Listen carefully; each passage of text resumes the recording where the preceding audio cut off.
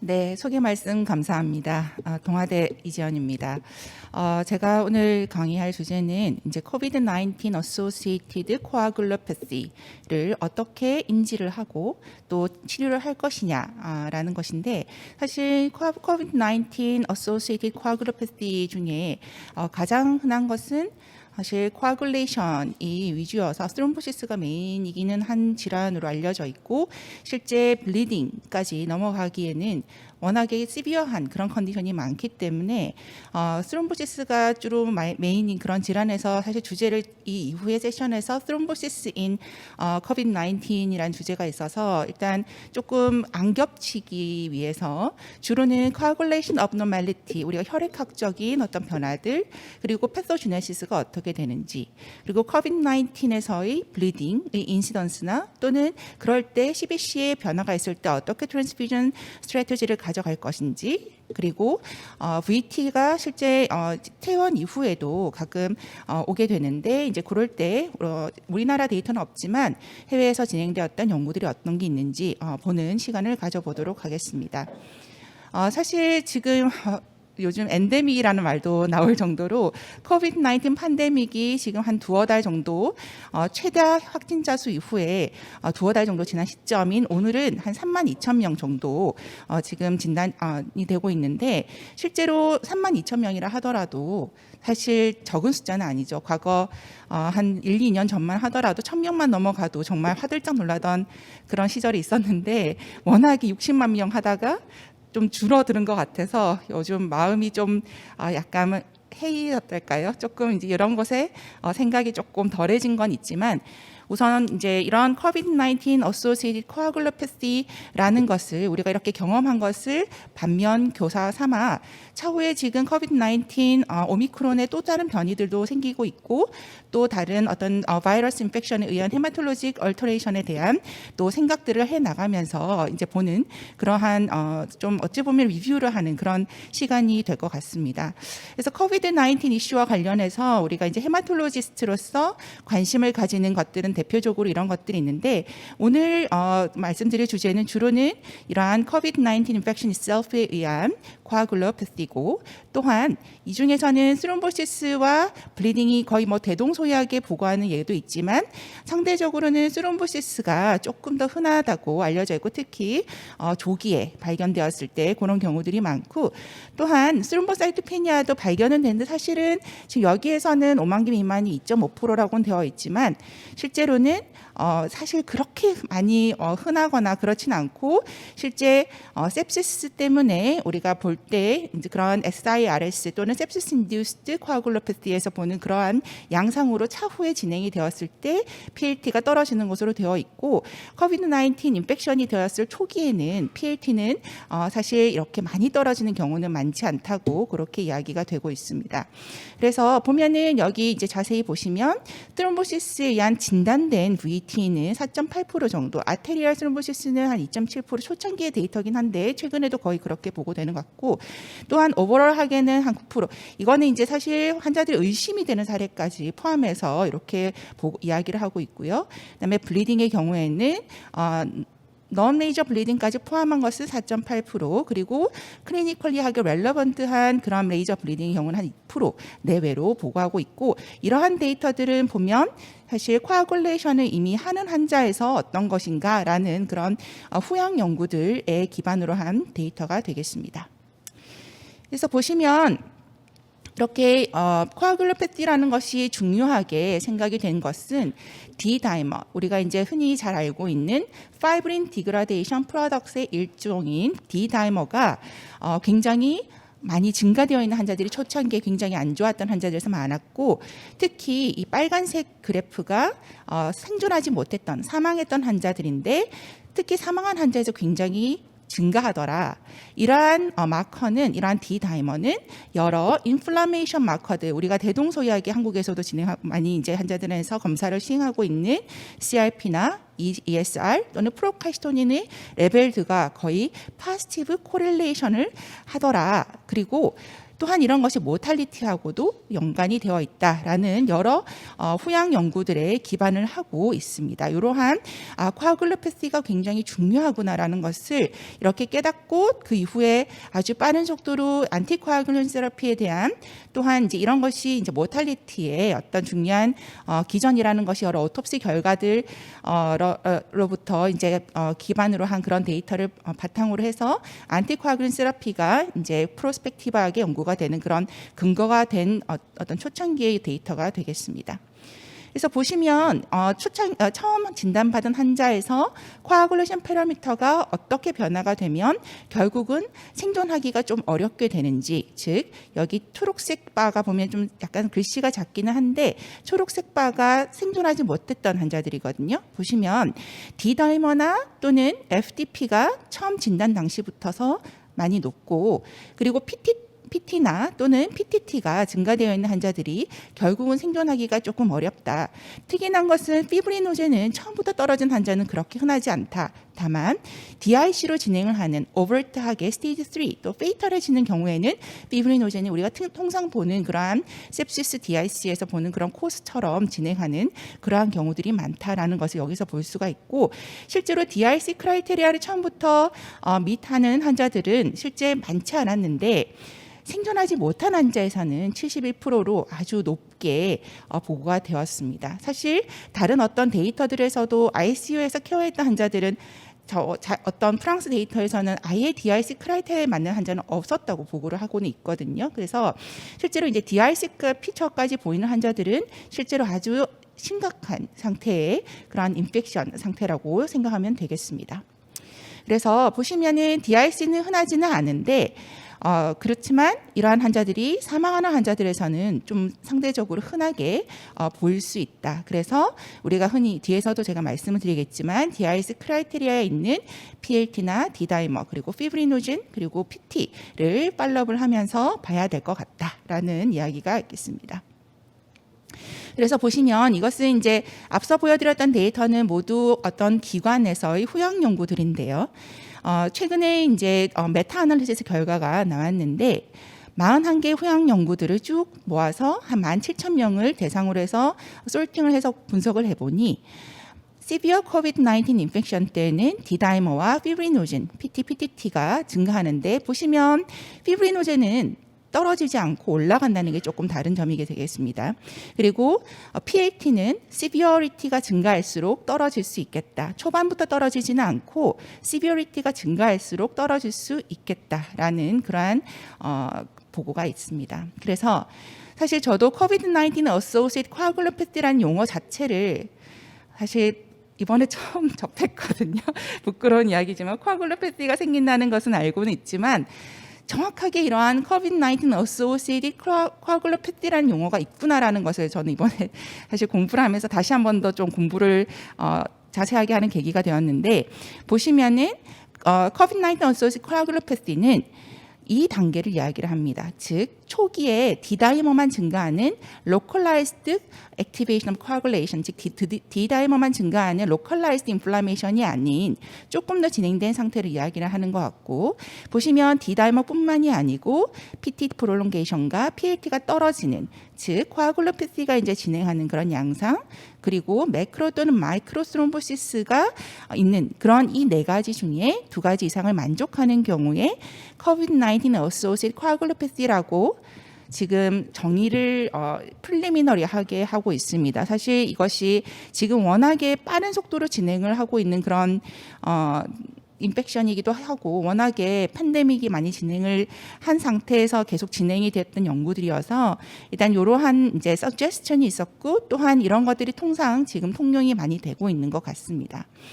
그래서 실제로 이제 이 리스크 오브 COVID-19 associated coagulopathy는 보시면 피브리노젠이 떨어지는 게 아니라 올라가는 것, 그리고 베슬이 인조리가 오면서 펌블런 팩터가 노출이 되면서 혈액에서 많이 검출이 되는 것, 그리고 루푸스 안티코아굴란트가 있는 그러한 것들이 이러한 CAC의 리스크로 거론이 되고 있습니다. 여기서 보시면 매크로 또는 마이크로 스롬보시스는 베인 또는 아테리얼 스롬보시스를 모두 포함을 하는 건데요. 보시면 PT나 VT나 또는 CVA 또는 카디오바스큘라한 그러한 스롬보시스를 모두 포함을 하는 그러한 이야기가 되겠고, 굉장히 많이 진행한 형태는 실제로 DIC로 진행을 하면서 환자가 사망을 하기 임박한 그런 상태가 될 수 있겠습니다. 그래서 보시면은 우리가 이제 sepsis induced coagulopathy, SIC이라고 표현을 하는데, 이러한 SIC과 이러한 COVID-19 associated coagulopathy가 다른 것은 랩 상으로 보면 SIC은 처음부터 환자들이 sepsis로 오고 컨디션이 좀 처지고 하면 처음부터 내원 당시에 ER이나 이런 외래에서는 드물지만 ER에서 특히 PLT 떨어지고 PT 프롤롱게이션 되는 것은 흔히 보잖아요. 그래서 이러한 양상들이 좀 더 흔하게 SIC에서는 오고 스롬보시스가 생길 수는 있다. 하지만 COVID-19 associated coagulopathy는 이러한 랩들은 컨트로버셜하게 오는데 상대적으로 D다이머가 좀 더 증가를 얼리부터 하고, 또한 스롬보시스가 조금 더 메인이 되는 기전상으로 이야기를 하면 disseminated intravascular coagulation, 즉 어떠한 원인에 관계없이 시스테믹하게 코아귤로패티가 진행을 하는 그러한 양상과 사실은 CAC가 아주 거의 비슷한 기전을 좀 가지면서 진행을 하는 것이기 때문에 ISTH에서 이야기하기는 DIC의 스롬보틱한 그런 피처라고 이야기를 하는 경우도 있습니다. 그래서 물론 진행을 많이 하는 경우는 DIC로 진행을 하긴 하지만 일단은 그런 조금 약간 요거보다는 좀 그 전 단계의 이야기가 될 것 같습니다. 그래서 진단 기준을 보시면 다른 SIC이나 DIC와의 어떤 감별을 해서 이렇게 보면은요. DIC의 경우에는 잘 아시다시피 이미 2000년대 초중반쯤에 ISTH에서 PLT 카운트, D다이머, PT, 그리고 피브리노젠의 감소, 이러한 네 가지 크라이테리아에 근거해서 5점 이상이면 DIC로 진단을 하게 되는데, SIC은 보면은 이제 PLT와 PLT의 감소와 PT 프롤롱게이션, 그리고 여기에 소파 스코어. 사실 소파 스코어 이번에 다시 한번 공부를 하느라 다시 찾아봤는데 보니까 이제 벤틸레이터 케어가 필요하다든지,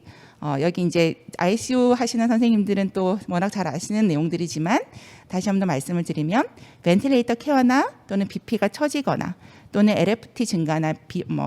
키드니 펑션이 떨어지거나 PLT가 떨어지는 그러한 스코어에 근거해서, 스코어링 시스템에 근거해서 1점 또는 2점 이상인 경우에 이렇게 점수를 매겨서 4점 이상이면 SIC이라고 이야기를 하게 되는데, COVID-19 associated coagulopathy는 조금 다른 점이 PLT와 PT 프롤롱게이션은 조금 상대적으로 레벨이 좀 높죠. 그리고 D다이머 엘리베이션과 스롬보시스가 이러한 크라이테리아에 들어가는 것이 다른 이러한 진단 기준들과의 차이점이라고 하겠고, 그래서 리스크 팩터는 앞서에서 말씀을 드렸다시피 피브리노 증가, 펌블린 팩터의 증가, 그리고 루푸스 안티코아굴란트가 발견이 되는 것들이 되겠습니다. 그래서 루푸스 안티코아굴란트에 대한 이야기는 뒤에서 다시 또 드릴 예정입니다. 보시면 워낙에 많이 본 사진이어 가지고요. 다시 말씀을 드리면 COVID-19 associated coagulopathy는 왜 스롬보시스가 더 많으냐, 이미 잘 알고 계시는 내용이지만 다시 한 번 더 리마인드하는 의미에서 말씀을 드리면, 워낙에 호흡기기를 통해서 전파가 되고 이것이 호흡기 안에 있는 마이크로바스큘러처의 엔도셀리얼 셀에 주로 인펙션이 먼저 일어나고, 이것이 베이소 컨스트릭션과 함께 이러한 특히 풀모너리 마이크로바스큘러처의 메인으로 스롬보시스가 오기 때문에 하이폭세미아에 빠지는 그러한 이제 기전들이 이미 오토프시 시리즈에서 많이 발견이 되었고, 또한 이러한 것들이 굉장히 스롬보시스가 좀 더 메인이 되는 그러한 상황이 되겠고, sepsis induced coagulopathy와는 조금 다른 점은 이렇게 로컬라이즈드하게, sepsis induced coagulopathy의 경우에는 좀 더 시스테믹하게 먼저 오게 되죠. 그런데 여기에는 반대로 로컬라이즈드하게 먼저 와서 이것이 septic 컨디션으로 아주 시비어리티가 증가하면서 컨디션이 디테리오레이션 되면서 시스테믹하게 퍼져나간다는 그러한 좀 차이점이 있겠습니다. 그래서 기전들은 최근에 또 계속 이야기가 많이 되고 있고, 또한 스롬보 인플라메이션, 즉 좀 전에 제일 처음 슬라이드에서 보여드렸지만 D다이머의 증가가 여러 인플라메이터리 마커들, 즉 CRP나 ESR 그리고 프로카이스토닌과 같은 그런 인플라메이터리 마커들이 증가하는 것들이 이렇게 스롬보시스와 함께 이렇게 기전적으로 많이 알려져 있고, 특히 제일 메인이 되는 것은 1번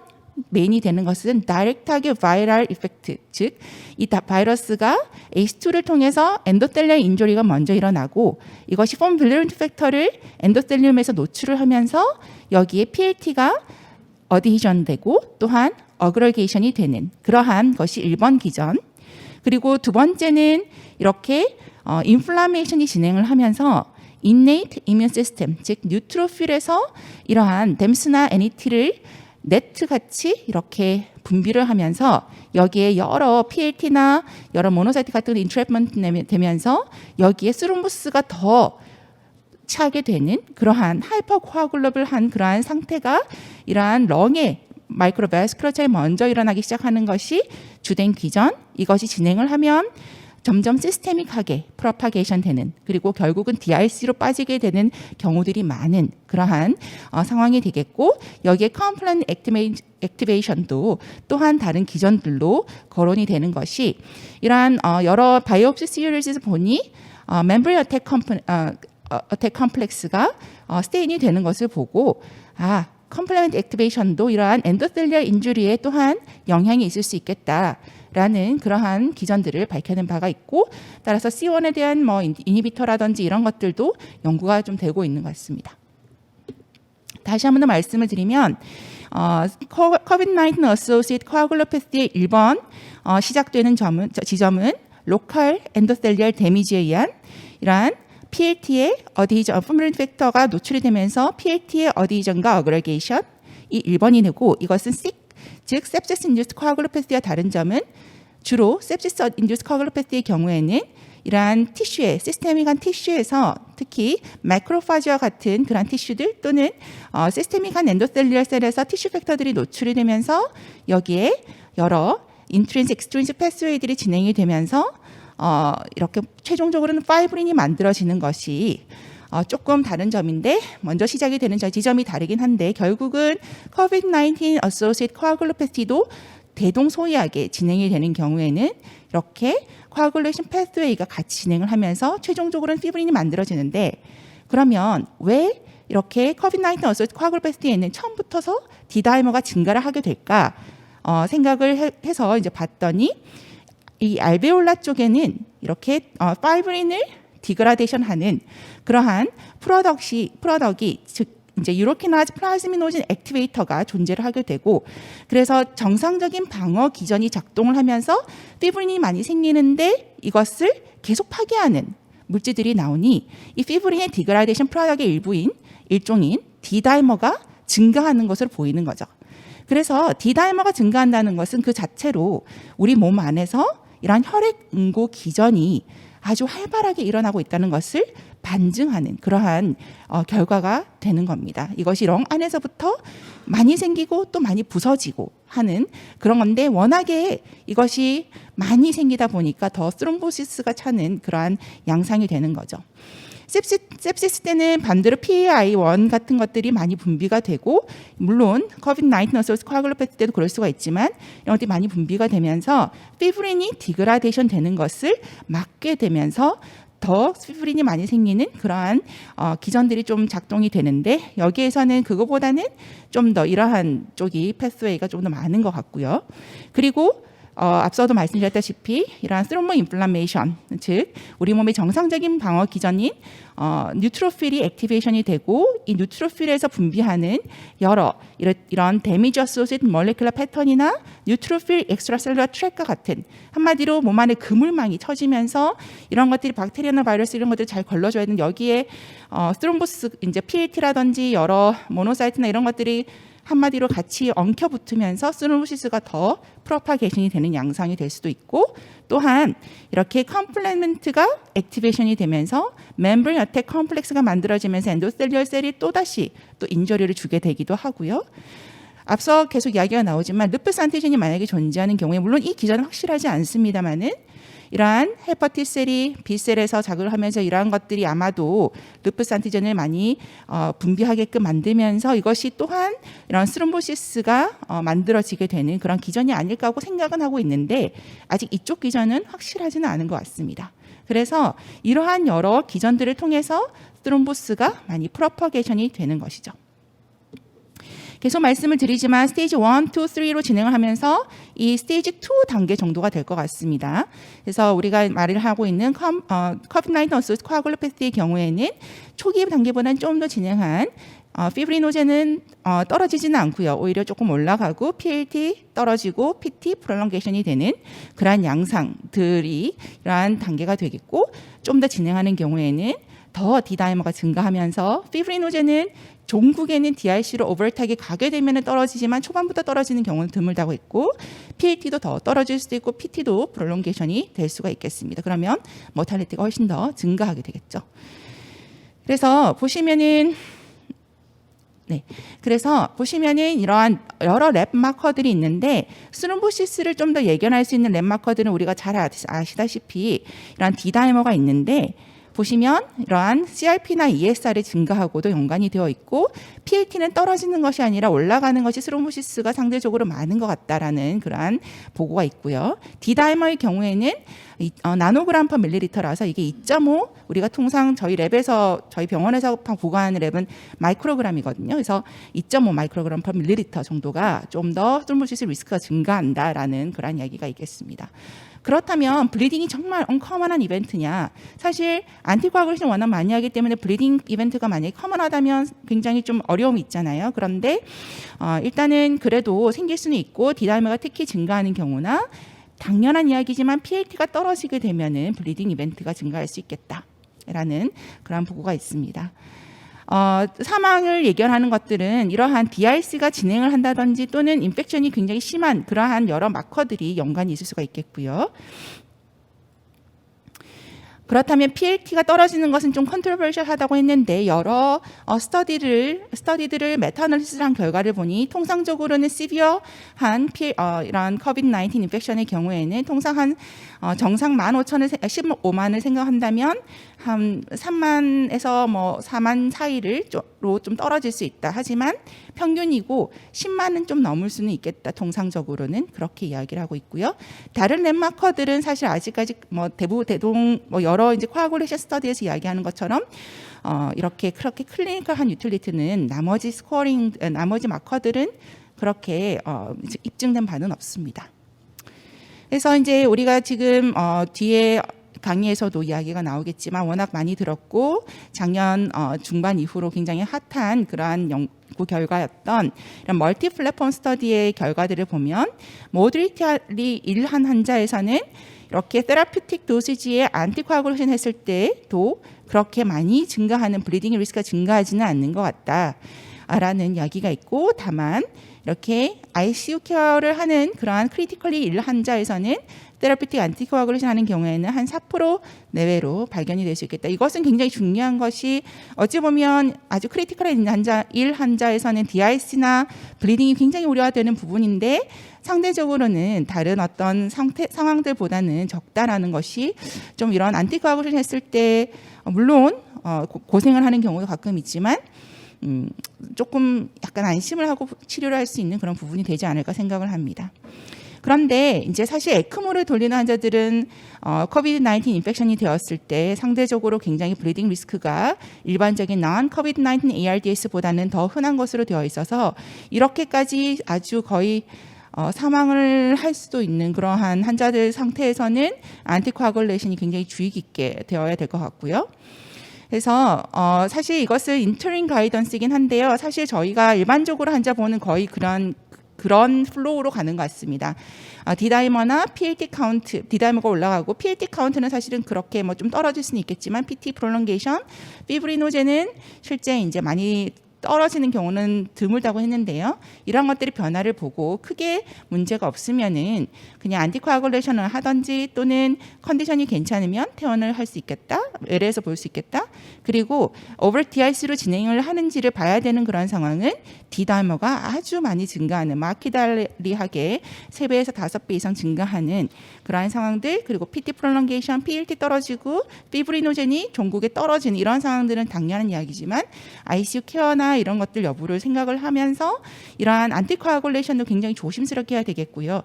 사실은 PLT 카운트는 우리가 헤마톨로지스트로서는 이런 경우에 너무 떨어질 때는 저희에게 컨설트가 많이 나게 되는데 블리딩을 하지 않는 경우는 통상 일반적으로 환자를 보듯이 한 2만에서 2만 5천 이상 유지를 해라. 그다음에 블리딩한 환자는 당연한 이야기지만 PLT를 5만 이상 유지할 수 있도록 트랜스퓨전하고 피브리노젠을 올릴 수 있도록 카리오 프레시피테이트를 적절히 주고 PT 프롤ongé션이 되어 있다면은 떨어질 수 있도록